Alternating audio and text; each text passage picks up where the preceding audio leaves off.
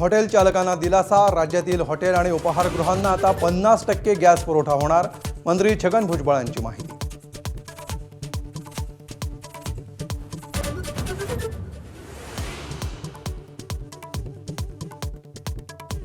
आखाती युद्धामुळे तांबे आणि पितळसह जर्मनची भांडी महागली।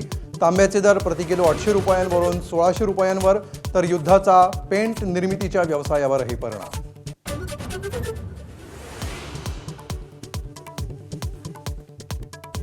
देशातील गॅस आणि इंधनाचा पुरवठा अखंडित ठेवा, पंतप्रधानांचे मंत्र्यांना निर्देश।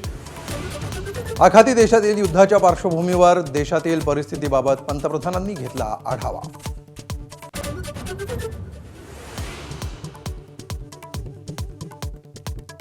नाशिकचा हर्षवर्धन सदगीर यंदाच्या महाराष्ट्र केसरी किताबाचा मानकरी। महेंद्र गायकवाडला हरवून सदगीरनं पटकावली मानाची गदा। 2019 नंतर हर्षवर्धन पुन्हा बनला महाराष्ट्र केसरी।